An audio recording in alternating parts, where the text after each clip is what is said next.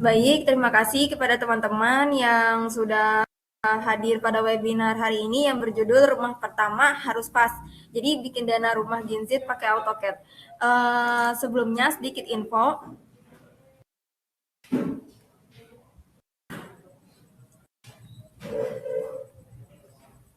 Sebelumnya sedikit info, kegiatan ini diselenggarakan oleh APRI, Asosiasi Profesi Rekayasa dan Industri.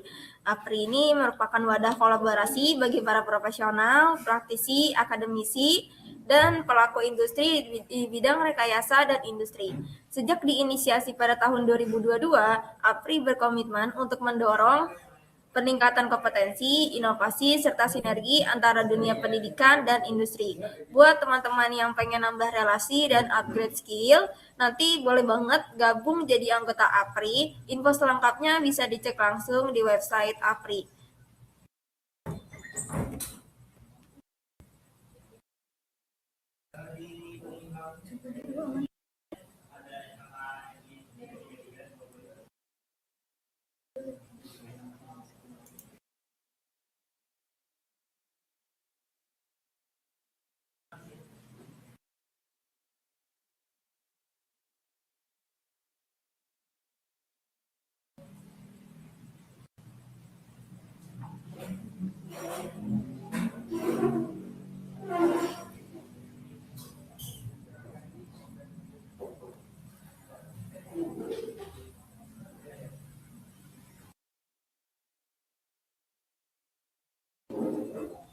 Assalamualaikum, selamat pagi semuanya. Maaf, selamat siang.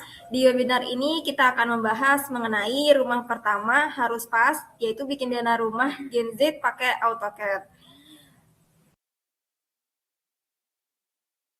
Perkenalkan dulu, saya Sabrina Oktavia Rahayu.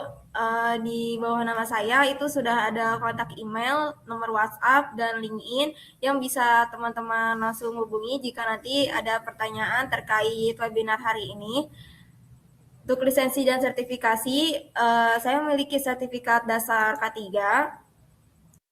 yang diinisiasi oleh PT Rezeki Mekanik Indonesia, lalu sertifikat MBKM melalui proyek apartemen Astana Kemang.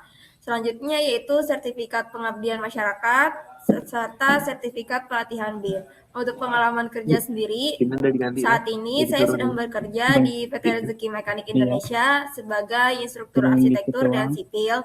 Serta sebelumnya itu saya juga pernah bekerja di PT Sintesis Kreasi Bersama.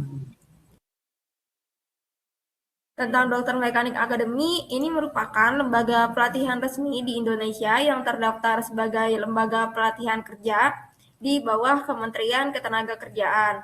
Vocational number-nya berikut, dan Lembaga Kursus dan Pelatihan atau LKP di bawah Kementerian Pendidikan.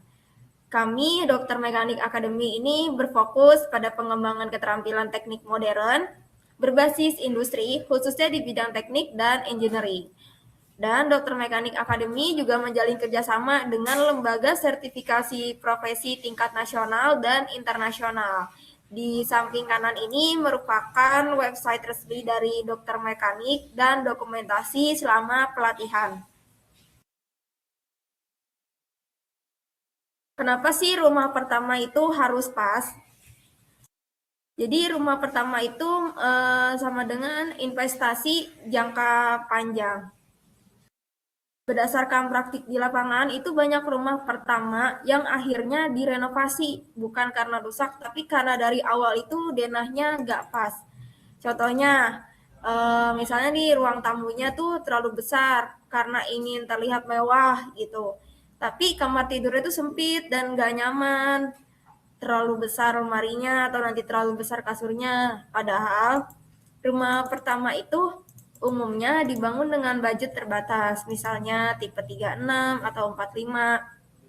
Di tipe rumah seperti ini, kesalahan 1 meter aja itu bisa berdampak besar. Karena itu, denahnya itu harus dirancang sejak awal agar setiap ruang itu punya fungsi yang jelas dan tidak ada area yang terbuang. Jadi budget terbatas itu desainnya tuh harus yang efisien. Jadi misalkan dengan budget sekian juta itu harus dimaksimalkan desainnya Terus denahnya itu jadi denahnya yang tepat menghindari renovasi mahal. Jadi rumah yang nyaman itu sama dengan kualitas hidupnya meningkat. Jadi meningkatkan produktivitas penghuninya. Lalu bagaimana sih karakter rumah ideal untuk Gen Z? Jadi luasnya itu tidak besar tapi fungsional. Terus juga yang kedua itu ruangnya multifungsi. Misalkan ada ruang tamu, terus juga dipakai untuk ruang kerja. Karena kebanyakan rumah sekarang itu kan eh, maunya yang plong gitu ya. Jadi ruang tamu nyambung sama ruang makan, terus juga nyambung sama ruang TV. Jadi maunya yang multifungsi karena kan rumahnya kecil ya, yang simple gitu. Tipe 36 atau tipe 45. Jadi desainnya juga simple dan minimalis karena Gen Z ini kan kebanyakan nggak mau repot sama rumah yang gede-gede, ngurusnya susah. Jadi maunya yang simple dan minimalis, terus juga mudah dikembangkan di masa depan. Ini artiannya tuh kayak misalkan kita punya rumah kecil tipe 36, tapi lahan belakangnya itu besar. Nah, itu nanti bisa dibangun apa gitu. Buat area jemur atau area laundry room. Nah, itu tuh bisa dikembangin. Jadi rumahnya bisa lebih besar. Lalu bagaimana sih kesalahan umum dalam zona rumah pertama? Jadi yang pertama itu ruangan kebesaran atau enggak proporsional.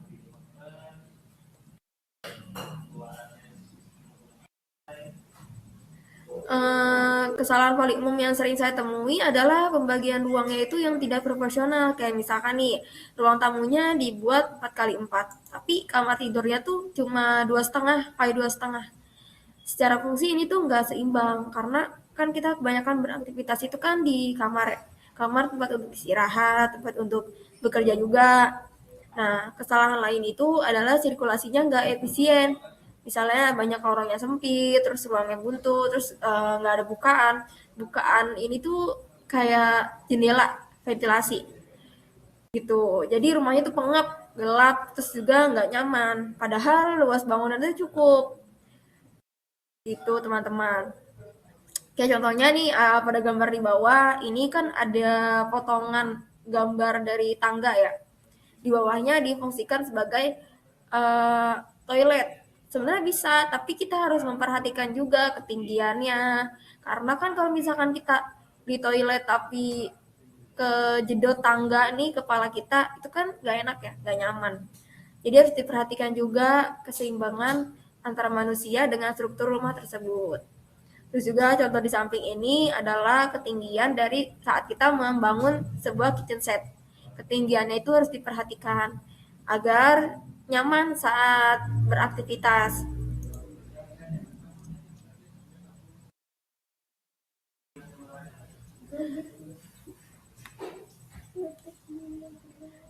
Lalu bagaimana sih peran denah dalam desain rumah? Jadi denah itu adalah fondasi desain yang mengacu pada struktur dan utilitas.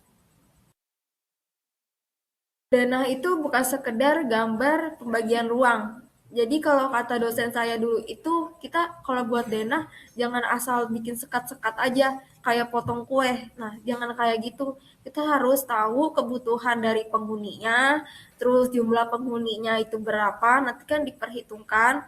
Terus aktivitas penghuni selama 24 jam itu ngapain aja. Nah, itu harus dipertimbangkan agar nyaman saat kita tinggal di rumah. Denah itu adalah dasar dari seluruh desain rumah. Struktur kolom dan balok itu mengikuti denah, jalur listrik dan air mengikuti denah. Bahkan perhitungan biaya material itu juga berasal dari denah. Jadi usahakan saat teman-teman berdesain itu modul kolom harus sama gitu ya, jangan beda-beda karena itu akan lebih besar nanti budgetnya. Terus karena itu juga kalau denahnya udah salah, maka salah itu tuh akan kebawa sampai ke tahap pembangunan. Sebaliknya, jika denah udah benar dari awal, proses pembangunan itu akan jauh lebih efisien dan minim revisi. Karena nggak enak dong kalau misalkan kita udah bikin denah nih, terus udah dibangun, ternyata salah. Ini kok terlalu kecil ya kamarnya, atau mungkin ini ruang tamu terlalu besar. Nah, itu nanti akan jadi budget jadi kita bakal ngeluarin budget yang lebih buat renovasi hal itu. Nah, AutoCAD itu membantu membuat denah agar presisi, teman-teman. Karena biasanya teman-teman sudah lihat gambar teknik denah yang ada di Google, nah atau di platform lain. Itu kan biasanya ada kayak notasi dinding, notasi pintu, jendela. Nah, itu AutoCAD membantu teman-teman dalam membuat desain tersebut. Jadi gambar yang teman-teman buat di AutoCAD itu bisa langsung dipakai untuk gambar konstruksi. Kenapa sih harus pakai AutoCAD? Jadi AutoCAD ini tuh digunakan yang pertama sama arsitek. Tentu dong, arsitek itu kan dalam mendesain, merencanakan itu pakai AutoCAD. Sebenarnya ada aplikasi lain, tapi selama ini yang banyak digunakan itu AutoCAD. Terus juga digunakan oleh drafter. Drafter itu siapa? Jadi drafter itu merupakan orang yang membuat gambar lebih detail uh, yang dilanjutkan oleh arsitek. Jadi semisal arsitek udah buat perencanaannya kayak gini deh. Gambarnya masih asal-asalan. Nah, drafter itu mencoba merealisasikan desain si arsitek agar mudah dibangun oleh kontraktor. Nah, kontraktor ini merupakan tangan terakhir. Dia juga menggunakan AutoCAD.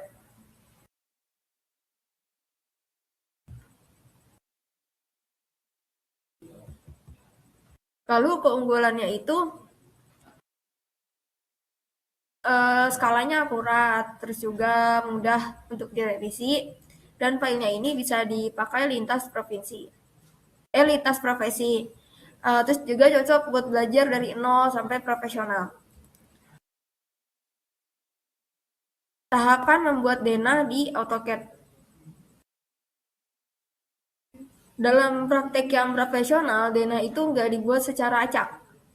Namun ada tahapannya. Nah, pertama itu kita tentukan ukuran lahannya nih. Misalnya 6 kali 12 meter. Terus juga yang kedua, kita bagi zonasi ruangnya. Itu buat garis bantu dan gridnya. Terus juga misalkan tentukan zonasi publik. Publik itu yang bisa digunakan oleh semua orang dalam hal umum kayak misalkan area carport, terus area uh, ruang tamu, terus yang private itu misalkan kamar tidur. Nah, itu kan private hanya bisa dimasuki oleh penghuni aja. Terus juga service itu kayak area dapur, terus juga area laundry room. Nah, setelah itu setelah semua itu udah kita tentukan, baru kita mulai gambar dinding. Lanjut kita gambar pintu dan jendela. Terakhir itu baru kita buat dimensinya. Dimensi itu kayak ukuran-ukurannya. Nah, dengan urutan yang seperti ini, denahnya itu akan lebih rapi dan mudah dibaca.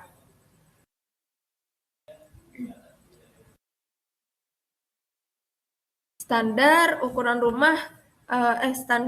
ruang rumah Gen Z.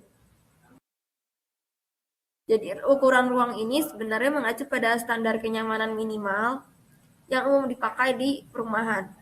Sebagai contoh, kamar tidur ukuran 3x3 meter itu udah cukup untuk kasur, lemari, dan sirkulasi. Sirkulasi itu misalkan kayak kalian berjalan dari pintu, terus mau ke kasur, terus mau ke lemari, terus mau dandan. Nah, itu kan namanya sirkulasi. Kalau misalkan ruangannya sempit, pasti nggak nyaman dong. Nah, itu tuh semua harus dipertimbangkan dari awal.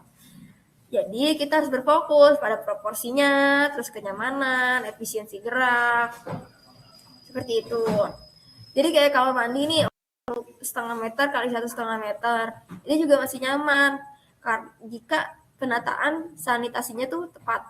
Kayak misalkan klosetnya di mana, terus jika menggunakan bak mandi itu di mana, seperti itu.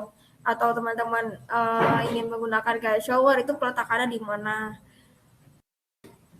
Intinya rumah kecil itu bukan berarti nggak nyaman, tapi asalkan ukuran tuh profesional dan denahnya tuh efisien.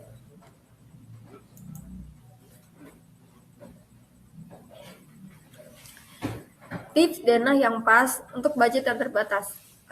Yang pertama itu teman-teman harus menghindari sekat yang berlebihan.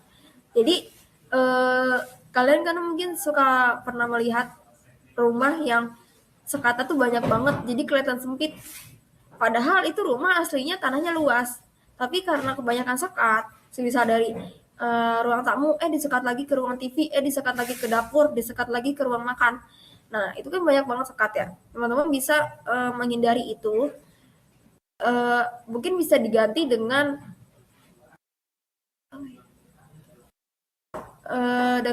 sekat yang portable gitu lah, teman-teman.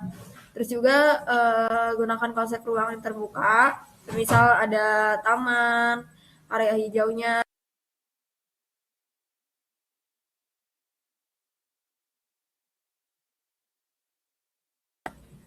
Terus manfaatkan cahaya dan ventilasi. Jadi teman-teman itu harus menggunakan konsep ruang terbuka agar rumahnya itu terasa lebih luas. Selain itu juga maksimalkan pencahayaan alami dari jendela agar rumahnya lebih sehat dan hemat listrik.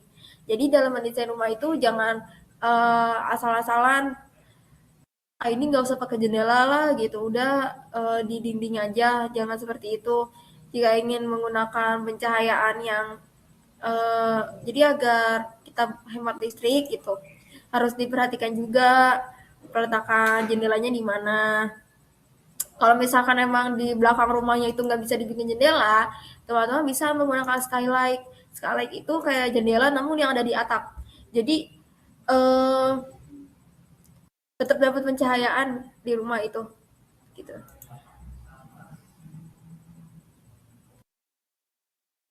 Nah, ini merupakan contoh rumah denah, konsepnya rumah Gen Z. Jadi eh, biasanya itu terdiri dari dua kamar tidur, satu kamar mandi, terus juga ada ruang keluarga yang menyatu dengan ruang makan dan dapur di bagian belakang. Jadi denah seperti ini tuh sederhana tapi sangat fungsional dan masih memungkinkan pengembangan di masa depan. Cocok untuk pasangan muda, terus juga karena ruang keluarganya nyatu dengan ruang makan, ada potensi pengembangan seperti itu. Ini adalah skill AutoCAD yang perlu dikuasai. Jadi ada tools dasarnya yaitu ada line, kita membuat line, terus ada offset, membuat ketebalan untuk dinding dan sebagainya. Terus juga trim untuk memotong objeknya atau memotong garis yang sudah kita buat. Terus juga kita harus manajemen gambarnya dengan layer atau block untuk mempermudah kita dalam melakukan desain. Jadi harus dikategorikan dinding ya dinding, misal dinding warnanya hijau, terus juga lantai misal warnanya ungu. Nah, itu tuh harus eh,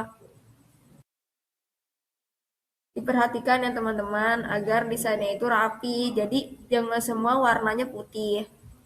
Terus juga informasi gambar seperti dimension atau ukuran itu harus diperhatikan. Jangan sampai ukuran yang ada di denah itu nanti akan berbeda dengan ukuran yang di lapangan. Terus juga teksnya, terus outputnya yaitu nanti layout, denah, dan float.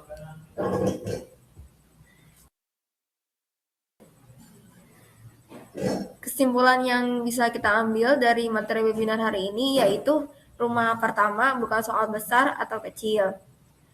Yang penting itu pas untuk fungsinya, terus pas juga untuk kebutuhan, dan pas budgetnya.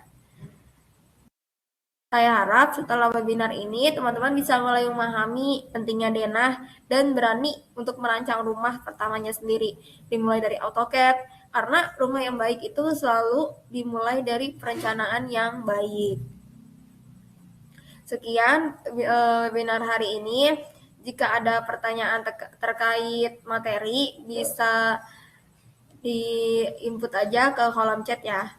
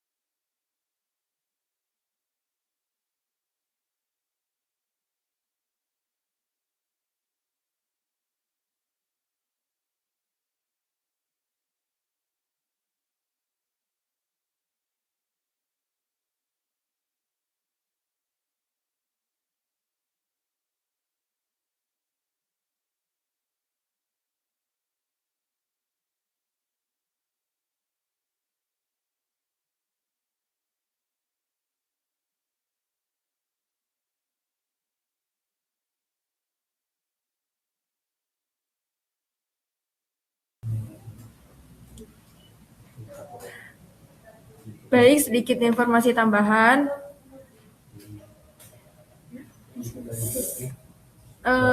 APRI ini secara rutin menyelenggarakan webinar, diskusi keilmuan, serta program peningkatan kompetensi dan sertifikasi yang dapat diikuti oleh para anggotanya. Lalu, dengan bergabung sebagai anggota APRI, teman-teman itu bisa mendapatkan banyak benefit, mulai dari akses ke webinar, bahkan menjadi narasumber dan diskusi yang relevan dengan kebutuhan industri. Terus juga untuk memperluas jejaring profesional lintas bidang, hingga kesempatan mengikuti pelatihan dan sertifikasi kompetensi. Kalau teman-teman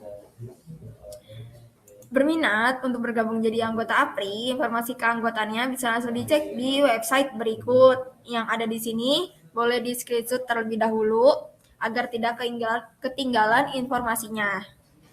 Ada nomor telepon, ada email, dan ada websitenya.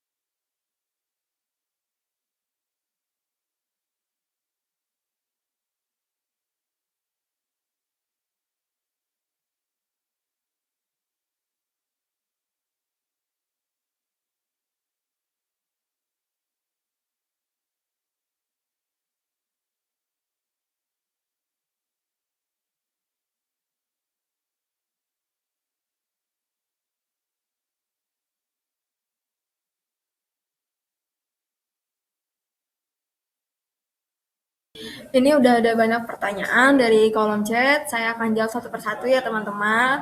Mungkin jawaban saya ini bisa sedikit menjawab keingintahuan dari teman-teman. Yang pertama dari Mbak Auditia, apakah konsep form follow function itu masih relevan di era arsitektur parametrik dan AI generated design? Jawabannya masih relevan dan justru makin jelas, teman-teman. Jadi bentuk mengikuti fungsi. Jadi kan kita yang pertama itu harus tahu fungsinya, baru kita tahu nih bentuknya mengikuti fungsi.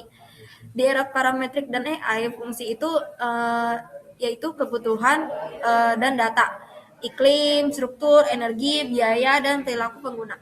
Terus form itu hasil dari olahan data tersebut. Jadi bentuknya itu nggak asal estetik, tapi muncul karena perhitungan fungsi. Bedanya dulu itu cuma satu fungsi, tapi sekarang banyak fungsi sekaligus. Apakah sudah menjawab? Jika sudah, saya akan lanjut ke pertanyaan selanjutnya dari Mas Vindra. Kalau saya ada rencana buat rumah kucing, apa bisa pakai AutoCAD? Soalnya disuka tipenya American Classic. Bisa, Mas Vindra, pakai AutoCAD. Jika Masnya udah terbiasa pakai AutoCAD, bisa. Kan inspirasi desainnya ada banyak di Pinterest, tinggal di copy aja.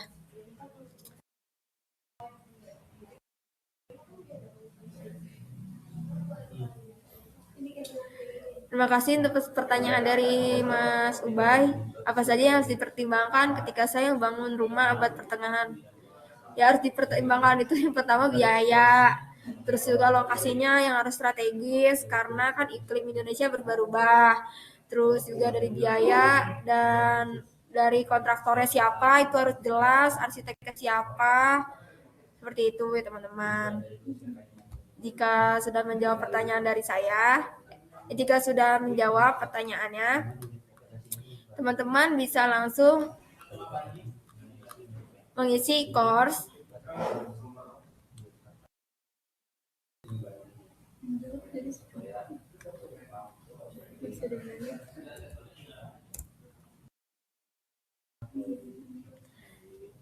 Udah ada course-nya yang saya taruh di kolom chat, bisa teman-teman isi, nanti bisa dapat sertifikat, teman-teman. Bisa ditaruh di uh, sebagai portofolio teman-teman. Sekian materi webinar pada hari ini. Kurang lebihnya mohon maaf. Terima kasih.